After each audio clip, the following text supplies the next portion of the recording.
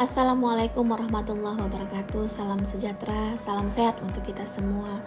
Saya Dr. Dianti Nopitasari, Magister Administrasi Rumah Sakit, peserta pelatihan kepemimpinan Administrator Angkatan 2 tahun 2025. Kesempatan ini kami menyampaikan pengalaman terkait dengan materi yang telah disampaikan oleh Coach, yaitu Agenda 2 Kepemimpinan Kinerja.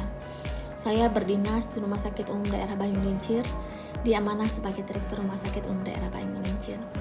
Coach dalam pemberi materi ini Bapak Dr. Alam Sahril MPD. Selama mengikuti pembelajaran pada Agenda 2, saya mendapatkan banyak wawasan dan pengalaman berharga dalam berbagai aspek kepemimpinan dan manajemen di sektor publik. Proses belajar yang dilakukan baik secara mandiri maupun melalui pembelajaran daring memberikan perspektif yang lebih luas tentang bagaimana organisasi sektor publik dapat dikelola dengan lebih efektif dan efisien. Kepemimpinan kinerja dalam materi ini saya memahami bahwa kepemimpinan tidak hanya sebatas mengarahkan tim, tapi juga memastikan kinerja organisasi berjalan optimal. Saya belajar tentang pentingnya menetapkan visi yang jelas, membangun budaya kerja yang produktif, serta bagaimana mengelola sumber daya untuk mendapatkan tujuan organisasi. Dari berbagai diskusi daring, saya juga mendapatkan wawasan mengenai berbagai tantangan kepemimpinan di sektor publik dan bagaimana pemimpin yang efektif dapat memberikan solusi inovatif. Strategi komunikasi organisasi sektor publik.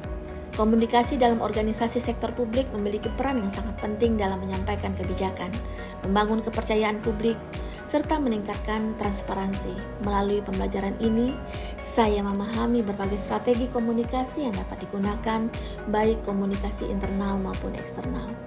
Saya juga belajar bagaimana penggunaan media digital dan teknologi informasi dapat membantu memperkuat efektivitas komunikasi dalam organisasi sektor publik.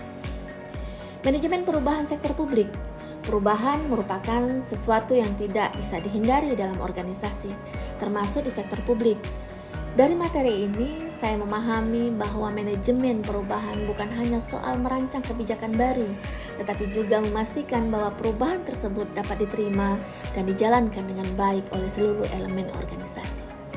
Pembelajaran daring memberikan saya wawasan tentang bagaimana model perubahan serta bagaimana pemimpin dapat menghadapi resistensi terhadap perubahan. Jejaring kerja. Dalam dunia kerja, terutama di sektor publik, membangun jejaring kerja yang kuat sangatlah penting. Saya belajar bahwa melalui jejaring kerja, kolaborasi antar organisasi dapat diperkuat sehingga kebijakan atau program yang dijalankan dapat lebih efektif.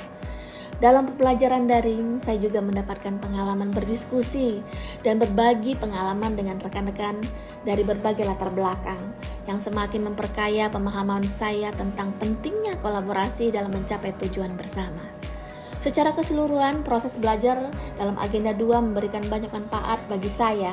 Pembelajaran mandiri membantu saya menggali lebih dalam materi yang diajarkan. Sementara pembelajaran daring memberikan kesempatan untuk berdiskusi dan memahami perspektif yang lebih luas. Dengan bekal ilmu yang saya peroleh, saya semakin percaya diri untuk menerapkan dalam kehidupan profesional, terutama dalam meningkatkan efektivitas kerja di sektor publik.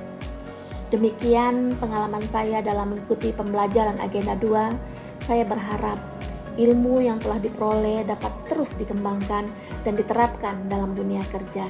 Saya akhiri wabillahi taufiq wal hidayah. Wassalamualaikum warahmatullahi wabarakatuh.